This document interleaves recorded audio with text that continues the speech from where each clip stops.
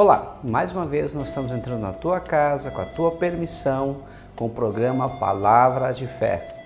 É com muita alegria que nós já estamos há algum tempo fazendo reflexões da Palavra de Deus e queremos mais uma vez fazer uma reflexão nessa linda passagem que está no livro de Lucas, Evangelho segundo Lucas, capítulo 13, versículo 22 a 30. Assim diz a palavra do Senhor. Passava Jesus por cidades e aldeias, ensinando e caminhando para Jerusalém. E alguém lhe perguntou: Senhor, são poucos os que são salvos? Respondeu-lhes: Esforçai-vos por entrar pela porta estreita, pois eu vos digo que muitos procurarão entrar e não poderão. Quando o dono da casa se tiver levantado e fechado a porta, e vós, do lado de fora, começardes a bater, dizendo: Senhor, abre-nos a porta, ele vos responderá: Não sei de onde sois. Então direis: Comíamos e bebíamos na tua presença, e ensinavas em nossas ruas. Mas ele vos dirá: Não sei de onde vós sois. Apartai-vos de mim, vós todos que praticais a iniquidade.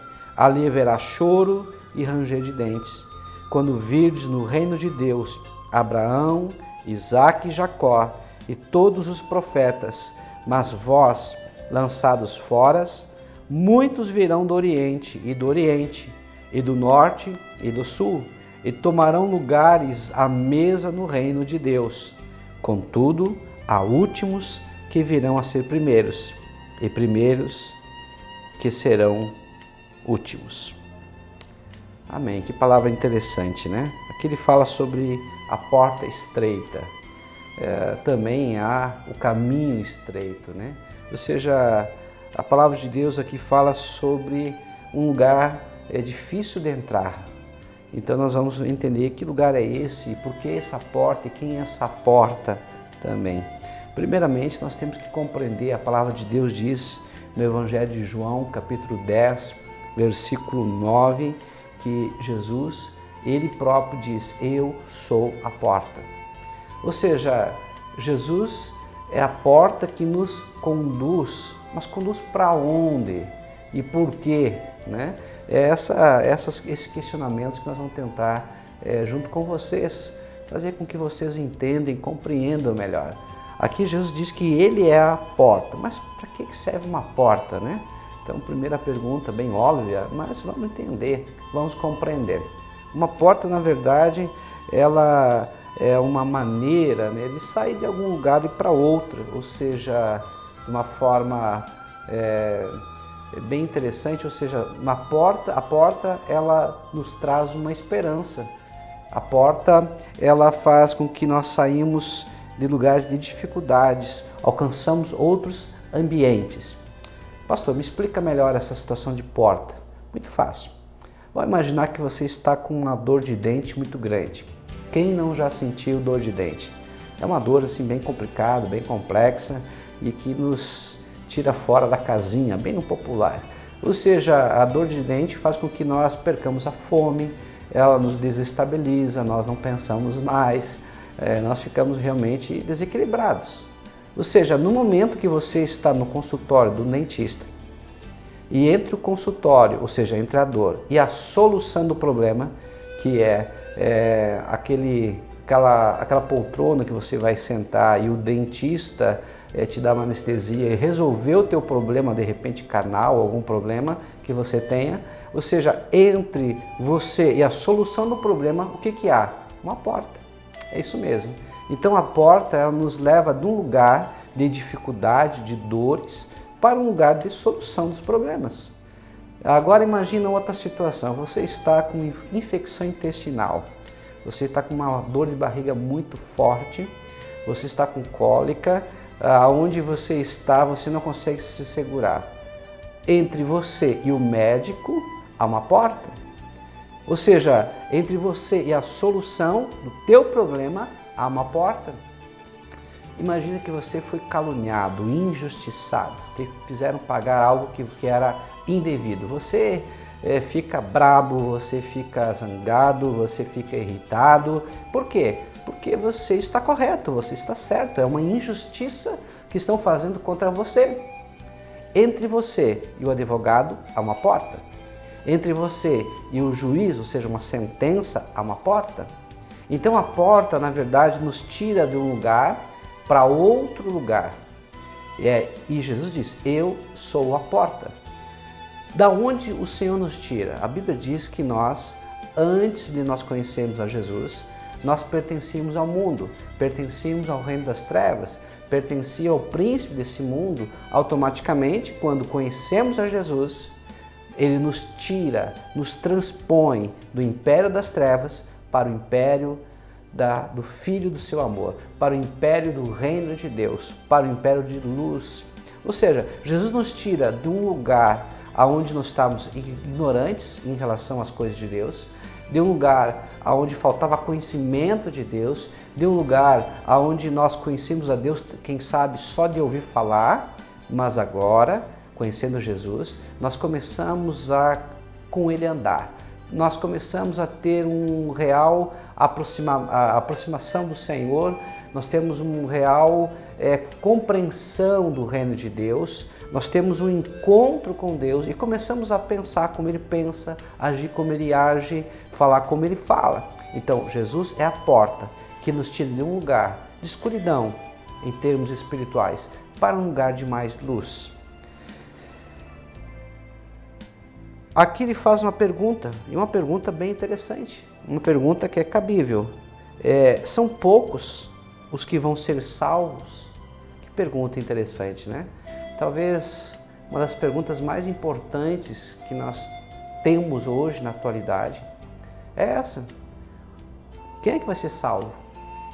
Talvez você pergunte, mas pastor, eu tenho uma religião. Pastor, eu vou numa igreja. Pastor, eu sou membro de uma igreja. E eu vou dizer para você, me perdoe até a franqueza, e daí? Religião salva alguém? Ser membro de uma igreja salva alguém? É claro que não.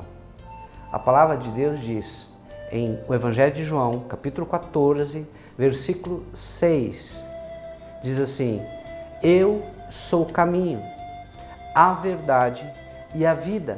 Ninguém vem ao Pai senão por mim. Ou seja, Jesus não está dizendo que as nossas obras vão nos salvar. Uma religião que nós professamos ou que somos membros vai nos salvar. Até porque, em outra passagem, Jesus diz também, e conta uma parábola, uma história de 10 virgens. 5 eram sensatas e 5 imprudentes. As sensatas tinham óleo, que representa o Espírito Santo de Deus. As 5 imprudentes não tinham óleo suficiente, ou seja, elas esfriaram na fé, e quando o noivo veio, o que aconteceu? Somente as 5 prudentes entraram num lugar de descanso, num lugar de festa, as bodas do Cordeiro, ou seja, foram salvos. E outras 5 não foram salvas. Significa que mesmo dentro até da própria igreja do Senhor Jesus, alguns vão ser salvos e outros não. Uns vão realmente entrar para a glória de Deus e outros não. Então não adianta somente fazer boas obras, embora que as boas obras sejam necessárias. Não adianta apenas ter uma religião. A porta, ou seja, a salvação, vem pelo nome de Jesus. Ele e somente Ele pode trazer salvação. A palavra de Deus também diz que todo aquele que confessa Jesus Cristo como Senhor e Salvador da sua vida, esse é salvo. Então, nós precisamos realmente entender que a única forma para sermos salvos de verdade é através de Jesus. Mas a salvação é uma palavra bem interessante. A salvação vem do grego soteria. Soteria que significa libertação, redenção, restauração e cura. Ou seja, para eu ser salvo realmente, eu preciso ser completamente curado, liberto, restaurado, redimido. Pastor, o que significa isso? Significa algo bem interessante para nós pensarmos. Se eu sou curado, eu não posso ficar retendo o perdão para alguém, ou seja, eu tenho que liberar o perdão. Eu não posso ficar com mágoas, ressentimento, eu não posso ficar chateado por muito tempo. Talvez num primeiro momento eu fique chateado, mas não posso guardar isso e ficar com essa mágoa no meu coração. Ou seja, Jesus veio para os doentes. E eu sou um doente, você é um doente também. Ou seja, todos nós somos doentes. Por isso que nós precisamos do médico dos médicos para nos curar. E o que ele faz quando ele entra em nossas vidas? Muito bem, ele começa a curar não só o nosso corpo físico, mas principalmente a nossa alma. Ou seja, ele nos livra da vaidade, nos livra do orgulho, nos livra da soberba, nos livra da pretensão, nos livra do julgamento, nos livra de um monte de coisa que está dentro de nós. Ele cura a nossa alma, ele nos liberta de nós mesmos. Aí sim, nós estamos salvos. A salvação é para todos. Ou seja, Deus, ele quer que todos sejam salvos, com certeza. No Evangelho de João, capítulo 3, versículo 16, o Senhor Jesus, ele diz, né, que ele veio para quem? Ele veio para todos nós, né? Porque o Filho do Homem, ele veio para libertar todos aqueles também que estavam escravizados por Satanás, escravizados pelo mundo. Ele veio para desfazer todas as obras das trevas.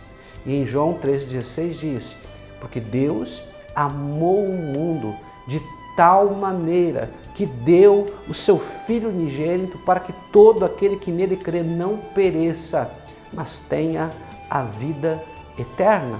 Ou seja, a vida eterna é para todos. Agora, infelizmente, nem todos acabam permitindo o Senhor Jesus entrar. Em Apocalipse capítulo 3, versículo 20, a palavra de Deus diz, eis que estou à porta e bato. Se abrires a porta do teu coração, eu entrarei, cearei contigo e tu comigo. Ou seja, Deus está falando na sua palavra que ele bate no cavaleiro, mas nem sempre nós abrimos. E interessante que essa porta, que é a porta do nosso coração, ela não tem como tu entrar se não for só por dentro. Ou seja, se eu não permitir que o Jesus entre, ele não vai poder entrar. Não é que ele não possa entrar, ele não vai poder porque ele me deu livre-arbítrio, liberdade de escolha. Esse é um presente que é uma bênção e quem sabe talvez se transforme em maldição muitas vezes quando eu não aceito e não o convido para ele entrar. Mas às vezes ele entra em nosso coração.